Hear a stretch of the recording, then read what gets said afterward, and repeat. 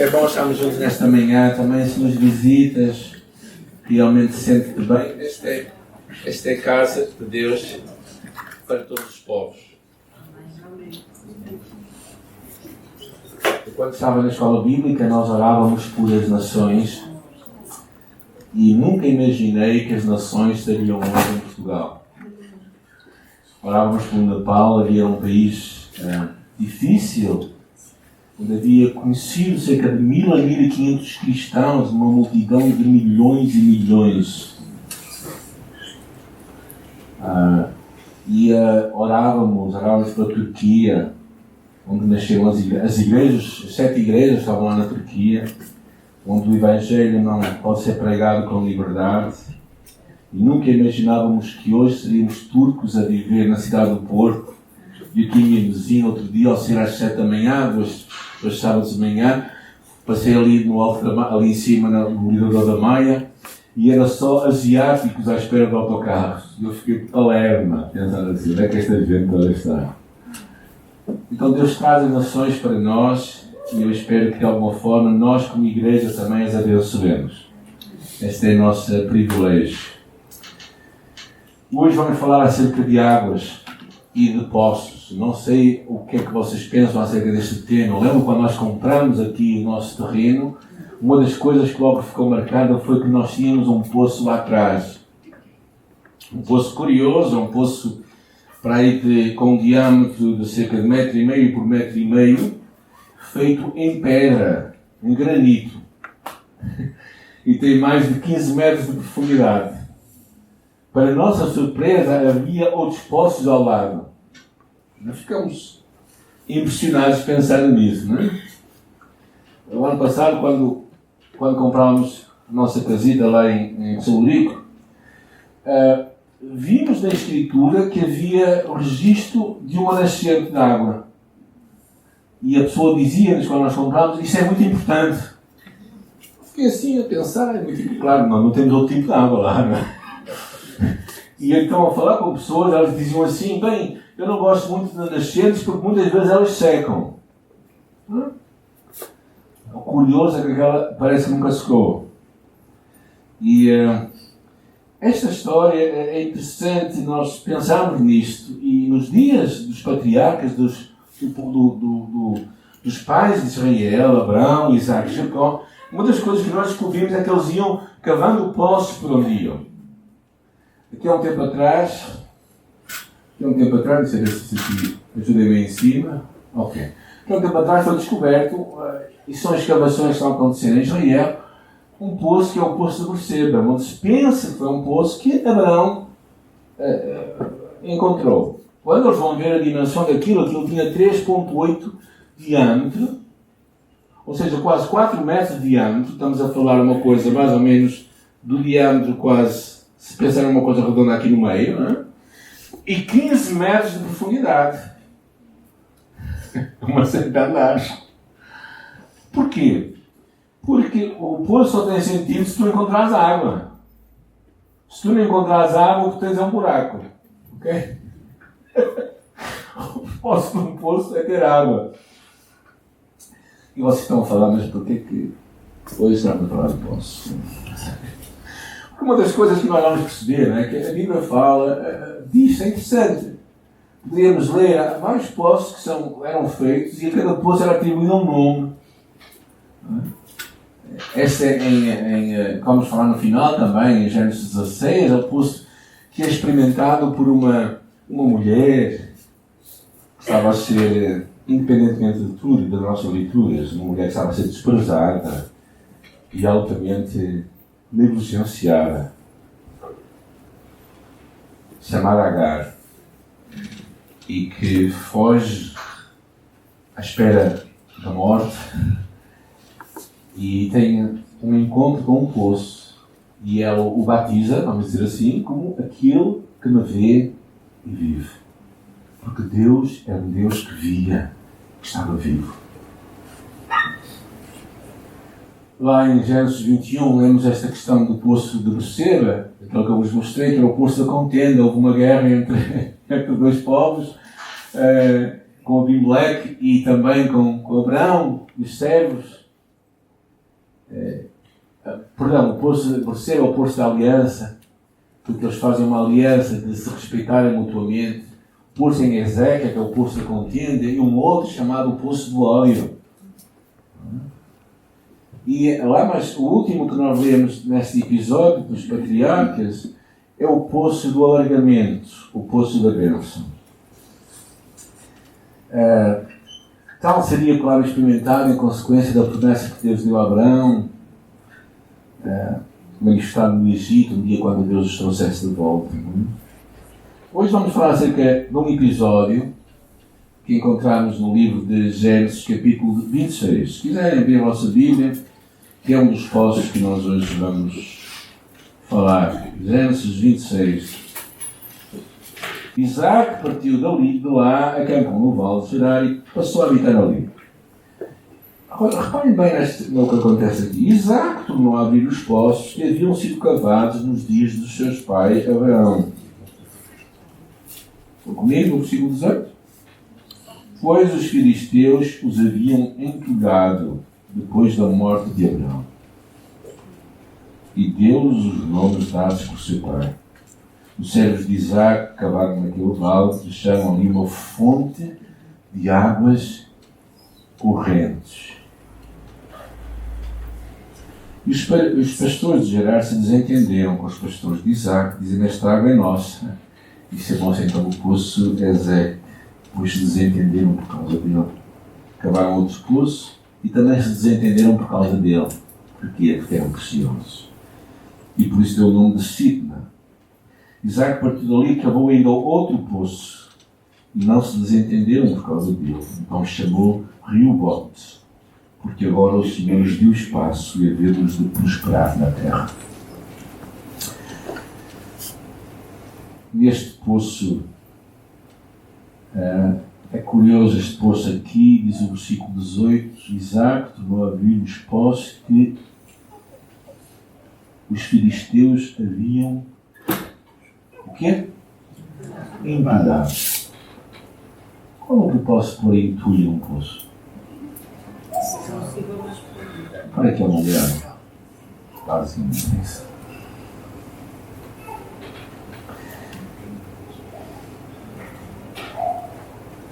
Claro que um poço com entulho não cumpre o seu propósito. Jesus, 2000 anos depois, encontra-se junto a um poço com uma mulher samaritana. Então a conversa que eu tenho com aquela mulher, ela lhe diz assim: Senhor, tu não tens como tirar a água do poço. E Jesus disse: aquele que beber nesta água não terá ter sede, mas aquele que beber da água que eu der nunca mais terá sede, porque a água que eu lhe der fará nele uma fonte de água viva. Jesus estava a falar é esta sede que todo ser humano tem no seu coração, uma sede de Deus. Que Blaise Pascal dizia: no coração humano há um buraco que só Deus pode preencher. Por isso esta sede que há dentro de nós, não sei se vocês já passaram sede, eu passei, digo-vos, passei sede uma vez na vida, foi no meu curso de comandos, no qual nós éramos levados ao extremo do esforço físico e era-nos dado uma ração de combate que era salgada e apetitosa e um cantil de água. Tinha que beber o dia todo. E a sede é uma coisa impossível de ter, uma coisa horrível. Quando as pessoas dizem que têm sede, elas não têm sede, elas têm vontade de beber. Está tudo bem. Mas a sede é uma coisa horrível. E no ser humano há um vazio, há algo dentro delas, que é uma sede de um relacionamento com Deus. E é interessante que é por causa disso que Jesus também, lá mais à frente, diz: se alguém tem sede, venha a mim e beba. Quem crê em mim, como diz a Escritura, do seu interior fluirão rios de água viva. Então, pergunta que nós vamos abordar hoje é esta: tens sede de Deus? Tens desejos de Deus? Se tu perguntasse a ti próprio, tu achas que aquelas águas vivas que Jesus fala lá em João capítulo 7 estão a fluir do teu ventre, do teu interior? Porquê? Porque no deserto onde estes poços eram feitos, havia momentos de tudo. Havia momentos de abundância, havia momentos de dificuldade. E na vida que tu e eu levamos, na nossa caminhada com Deus, também vamos ter momentos assim. Momentos em que vamos experimentar uma abundância e vamos sentir-nos fartos, e momentos em que vamos sentir uma sede profunda de Deus. O tema que eu hoje quero trazer para nós é como é que nós nos podemos alimentar desta água viva que Deus tem para nós. E por isso eu queria falar de 3, 4 coisas. A primeira coisa é esta imagem que Jesus fala e que já no livro de Isaías falava. Nós temos sede de Deus. Diz, vós, os que tendes sede. Tens sede de Deus. Qual é a sede que está dentro de ti? Tens sede para quê? Inclinai os vossos ouvidos e vinde a mim, dizia Deus. Ouvi, a vossa alma viverá, porque convosco farei uma aliança perpétua. Curioso que ainda que o castigo estivesse à porta do povo de Israel, por causa da sua desobediência, Deus se dispõe a encontrar-se com eles, se eles se dispusessem a ir ter com ele. Por isso, Deus é um Deus de sempre de uma segunda e de uma terceira oportunidade. Então a importância é esta. Será que nós estamos a ter sede de Deus? Será que nós temos sede, desejo de Deus? Nos dias de Jesus encontramos várias pessoas que tinham sede de Deus. Por exemplo, Nicodemos, à noite, foi se encontrar com Jesus. E o procurou e lhe perguntou, como é que eu posso nascer de novo? Aquela mulher com o fluxo de sangue, né, que ouvindo falar de Jesus, veio por trás da multidão e toca nas suas vestes e dizia, se eu tão somente tocar nas suas vestes, ficarei curada. Ela tinha sede de Deus. E alguns de nós, a questão é que temos dificuldade a chegar a este ponto. É reconhecer a nossa sede de Deus. O salmista dizia assim, estendo para ti as minhas mãos, a minha alma tem sede de ti como uma terra sedenta. Ó Deus, tu és o meu Deus, de madrugada te buscarei, a minha alma tem sede de ti. A minha carne te deseja muito uma terra seca e cansada onde não há água. A minha alma tem sede de Deus, de Deus vivo. Quando entrarei e me apresentarei na sua casa? Tu e eu necessitamos parar diariamente, alimentar a nossa alma com a água. A água que em nós fará uma fonte de água que salta para a vida eterna. Tu e eu precisamos desejar esta água que vem, que Jesus tem para nós, este alimento diário. Um encontro que Deus marca contigo e comigo todos os dias, ao qual nós não podemos falhar.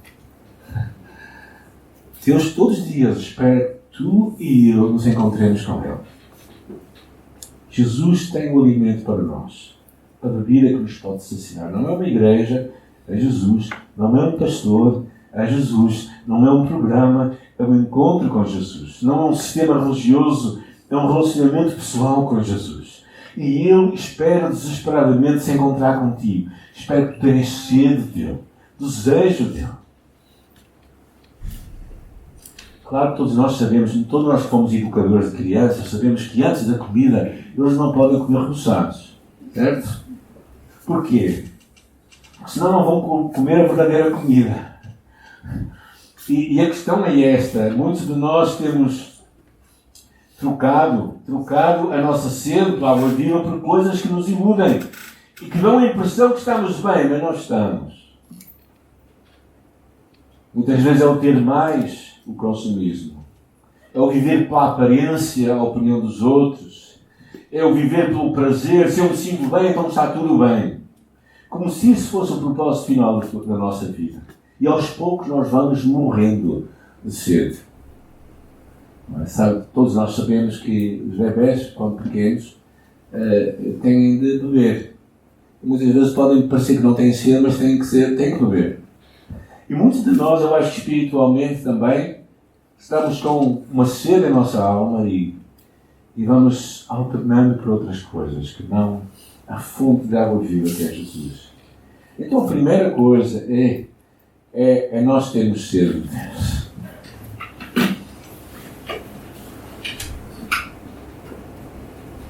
E eu sei que este é um ponto em que, a menos que nós tenhamos sede, nós não vamos beber.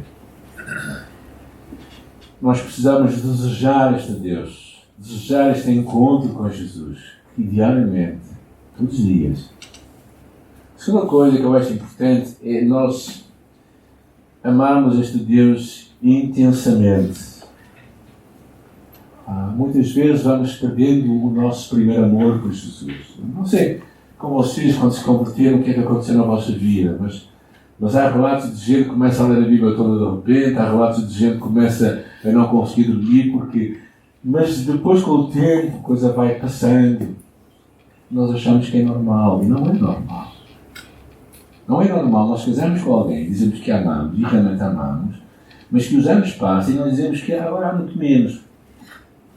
Tem sentido, gente. Porque a nossa caminhada com alguém, ao lado de alguém, vai mostrar o valor daquele relacionamento. Então, quanto mais tu andas com Deus, mais tu tens que amar a Deus. Hoje vai-se falando muito, não podemos ser radicais. Não podemos ser muito radicais. Todos nós sabemos que os grandes desvios acontecem aos poucos. Ninguém acorda de manhã dizendo assim: eu vou matar alguém. Não, alguém que decide matar alguém é porque já na sua mente matou alguém. Alguém que decide adulterar é porque já adulterou na sua mente. Como é que se cozinha um sapo vivo? Dentro de água fria, uma panela de água fria, e com o sapo lá dentro, a nadar. E aos poucos a temperatura vai subindo e vai ficar cozido. Como é que nós nos desviamos do projeto de Deus para nós? Aos poucos. É como uma bússola. Quando nós andamos com uma bússola, sei que se calhar muito poucos já fizeram isto, eu fiz muito, e tiramos o que nós chamamos de um azimuth, que é um ponto de orientação, e olhamos para aquele ponto. E vocês sabem, quanto mais vocês caminharem para a frente e menos aquele ponto estiver certo, mais longe vocês vão ficar do vosso destino. Como é que nós nos desviamos de Deus? É aos poucos. Aos poucos vamos deixando de ler a Bíblia. Aos poucos vamos deixando de congregar. Aos poucos vamos deixando de ter o nosso tempo a sós com Deus. É como um azimuth mal tirado, só um bocadinho ao lado. Lá longe, vamos ficar muito longe. A carta a Éfeso, lá do Apocalipse, né? dizia: tenho contra ti que abandonaste o teu primeiro amor, lembra-te de onde caíste e arrepende-te. Pequenas cedências, pequenos pecados, pequenos esfriamentos na nossa caminhada com Deus nos levam a um afastamento que vai ser notável e grande a longo prazo. Por isso, a chamada de Deus para ti e para mim é nós o amarmos intensamente. Nós alimentarmos o nosso amor por Jesus, pensarmos em tudo que Ele faz por nós, alimentarmos uma vida de gratidão para Ele, de reconhecimento. A terceira coisa que eu queria falar convosco é a importância de termos uma fé bem alicerçada. Quando Pedro tinha pescado toda a noite e não pescou nada, Jesus lhe disse: faze-te ao mar alto e lança as redes. Muitos de nós queremos viver vidas muito superficiais, de sentimentos, mas tantas vezes as águas profundas encontram-se em lugares profundos. Alcançam-se com maturidade, com compromisso, com vida disciplinada, com consagração. Uma das sementes lançada pelo semeador caiu junto a pedregais e nasceu e cresceu, mas porque não tinha raízes, morreu. E muitos de nós temos uma fé assim, uma fé muito na superfície, pouco alicerçada, pouco baseada nas promessas de Deus e nas certezas de Deus. Não é? Tivemos uma experiência com Deus, então está tudo bem. Mas a nossa vida nunca se vai fazer em experiências. Muitas vezes nós temos que estarmos comprometidos, que buscarmos isso. Como Jacó, quando disse ao anjo, não te deixarei até que me abençoes. E a batalha durou toda a noite. Ou como Eliseu, que queria a bênção do profeta Elias, e tal aconteceu porque ele não deixou de seguir Elias até este ser elevado às alturas. Se queres ter o melhor de Deus para a tua vida, isso não vai acontecer sem uma vida disciplinada, sem uma vida consagrada, sem em tu te empenhares e não desistires de tudo o que Deus tem para ti. Há um preço que tu e eu temos que pagar para que o Senhor nos entregue a água viva que Ele tem para nós. Porquê? Porque realmente às vezes encontra-se muito funda. E tu tens que ter um compromisso com Deus. Tens que saber o que tu queres na vida. Está um bocadinho como nós quando educamos filhos, não é? Se os queremos calar, fazemos tudo o que eles querem. Mas se os queremos educar, muitas vezes temos que contrariá-los. Então tu tens de saber o que queres na tua vida com Deus. Tens de saber até onde estás disposto a dar de ti mesmo para teres esta fé profunda e bem alicerçada. Neste episódio nós também percebemos uma coisa. É que eles entulharam. E o entulho faz-me muito bem lembrar o que é o pecado em nossa vida. Os filisteus, os inimigos de Israel, entulharam o poço. Uma vida viva foi substituída por lixo. A nossa comunhão com Deus é muitas vezes substituída assim. Os inimigos de Israel entulharam estes poços. Quais os teus inimigos? Como é que a tua carne te procura afastar de Deus? Não é? Estávamos a conversar outro dia e ela me perguntava se eu sempre desejava ter o meu tempo a sós com Deus. Eu disse, não, a minha carne nunca deseja isso. Porque a nossa carne nunca melhora. Não é? A nossa carne, a nossa natureza, a nossa velha natureza, que já não é nossa, não é? Nós temos uma nova natureza, ela nunca melhora. Então muitas vezes nós temos que perceber, não é, quais os valores que a nossa sociedade nos estão a passar, que nos impedem de viver o propósito de Deus para nós também. O mundo à nossa volta. Como é que hoje somos chamados a viver uma vida de individualismo, de hedionismo, que é só pensarmos no nosso prazer? Como é que o mundo à nossa volta nos leva para viver o que Deus não tem para nós?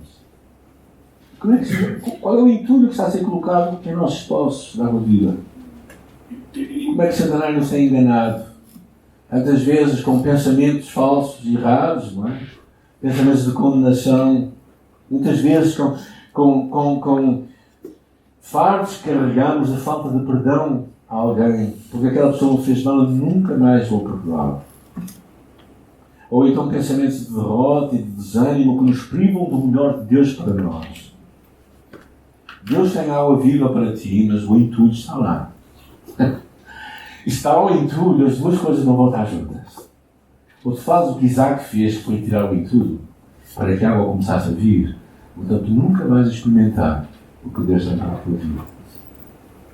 Deus tem águas vivas para a nossa vida. Nós precisamos reconhecer, de retirar o entulho, que nos tem privado do que Deus tem para nós. Porquê? É uma coisa simples que eu queria vos encorajar a pensar. Agora, se tem um trabalho, não sei de reflexão. Em cima? Pode me ajudar aí? Okay.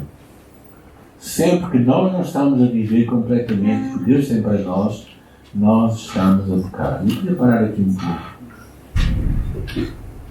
Eu ontem estive a participar na celebração dos 50 anos de casamento da minha irmã e do meu cunhado. Fizemos uma pequena cerimónia e depois cheguei a casa e esta noite falei para mim mesmo: Samuel, tu fizeste muito mal. Perdeste uma oportunidade única para ver a gente, tanta gente. Fomos amigos, sim, fizemos a cerimónia. Eu tinha ali uma oportunidade, eu senti que eu pequei, senti que eu falhei. Senti que eu perdi a oportunidade. E muitas vezes nós olhamos para o pecado como uma coisa assim muito má, somente, né? Mas sempre que tu não vives o que Deus tem para ti, estás a pecar. Sempre que Deus te chama para fazer algo e tu não fazes, tu estás a pecar. Sempre que Deus te manda amar alguém e tu não amas, tu estás a pecar. Então, pecado não é mentir somente, não é roubar. Não. Pecar é não viver o que Deus tem para ti. É viver ao lado. E muitas vezes o entulho que nós vamos recebendo do dia a dia, que é a nossa sociedade, que é a nossa própria carne, que é as vozes de Satanás à nossa volta, isto tem entulhado e nos priva do que Deus tem para nós.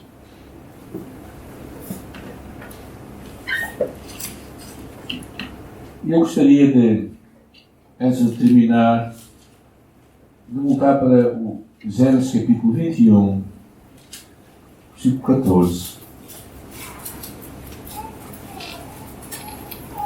É uma história que me impressiona muito. E então Abraão, 21:14. Então Abraão levantou-se de manhã cedo e, tomando pão e um cantil cheio de água, deu-os a Agar, pondo-os sobre o ombro dela. Entregou-lhe também um menino e mandou embora. Ela partiu e foi andando errante pelo deserto de Berseba. E quando a água do cantil acabou, Agar deitou o menino debaixo de um arbusto e foi sentar-se em frente dele, a boa distância, porque dizia: não quero ver o menino. Eu não imagino uma mãe pensar nisto. Não imagino a dor que estava dentro do coração daquela mulher. Vamos esquecer que ela era escrava, vamos esquecer que ela era mãe de era mãe de uma criança. Era mãe de uma criança que Abraão devia ser responsável.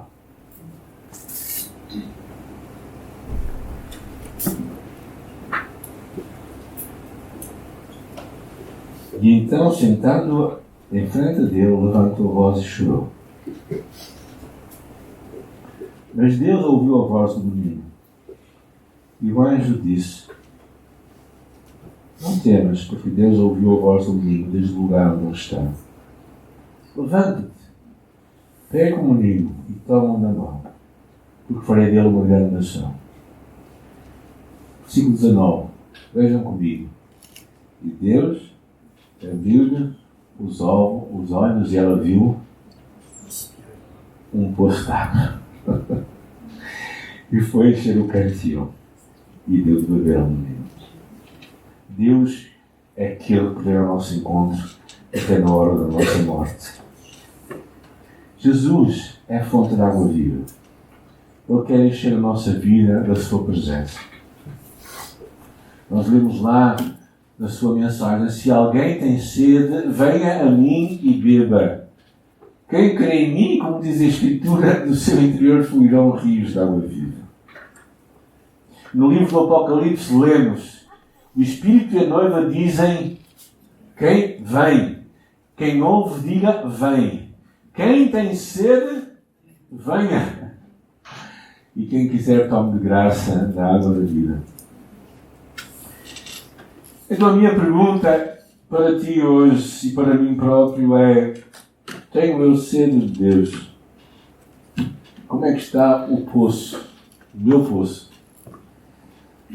Tenho eu sede deste Deus que quer realmente falar à minha vida? Estou eu disposto a ir às águas fundas, às águas profundas de Deus?